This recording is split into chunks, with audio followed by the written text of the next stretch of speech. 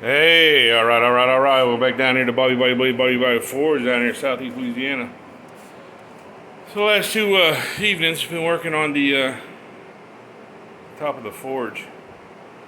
I was able to put the new burners in. I like the way they look, but I've never used them before, so I don't know how they're going to work. The ones I had in before were excellent, lasted 9 years.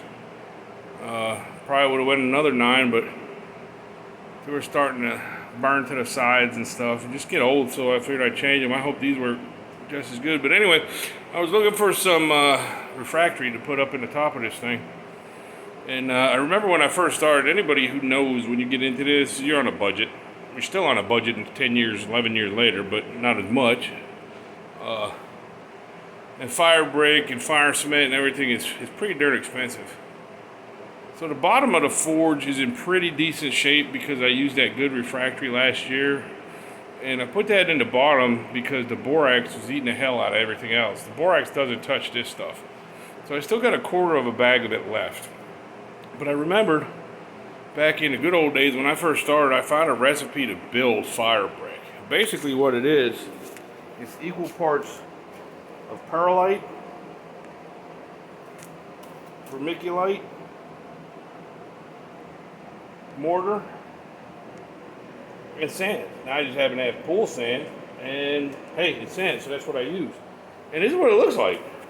So I mix it up even components, but I end up putting a little bit more perlite and vermiculite in it because that is what gives you the fire resistance, is the perlite and the vermiculite. And believe it or not, the last time I used this, it is rated for almost 2,900 degrees Fahrenheit before it starts to be adversely affected. Now I put it up in the top because that it's going to see heat, but it's not going to see any kind of deterioration from the borax getting on it. So once this dries, and I'm going to let it dry for almost 2 weeks because there is a lot of mix in there. You saw the hole. That hole is filled. I put some chicken cage wire down in there, 2 levels of chicken cage wire, and I did put stuff in the jets to keep the concrete mortar mix from going down in there. Now once it's dry, I'll get a burr bit and I'll clean up around that to make sure it's real clean. I don't know how many pounds I added to this thing, but I'm sure I'm going to need assistance putting it on top of the forge once it dries. But once it's done, I'm going to get, I saved the fire cloth, the glass cloth that I pulled out, and I'll probably just put some glass cloth right around this area to protect the burners.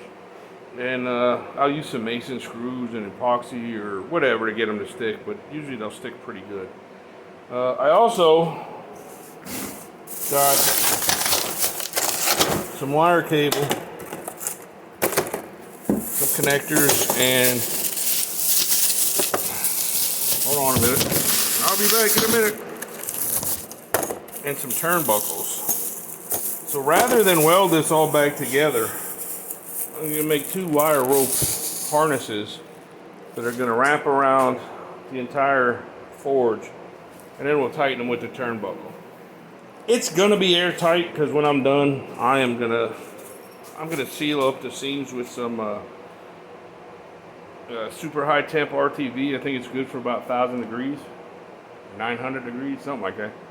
But we should not get any leaks out the edges. We didn't have any anyway the last time. Just because of the way the insides are made. So that's going to be it for a while. We're going to let this dry, like I said, for probably close to a week and a half, 2 weeks. I want to make sure it's super dry. And then once I put the other coating on the top, that's going to be another week by the time that dries thoroughly. So I'll keep updating.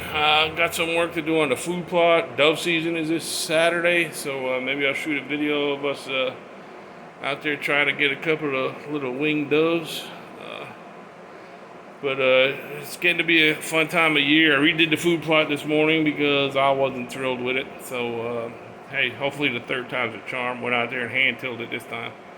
It was pretty easy to do. See how I chomped it up last time. But anyway, y'all get a chance, go over and look up my YouTube page. Get your friends to like and subscribe. Go over and check out my Website, BobbyBodyBlades.com, and my new Facebook page, Bobby Body Blades.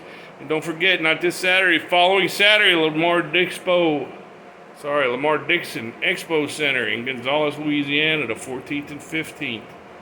The Great Louisiana Knife Show. So it's $5 to get in. Whole bunch of tables. You're going to have food.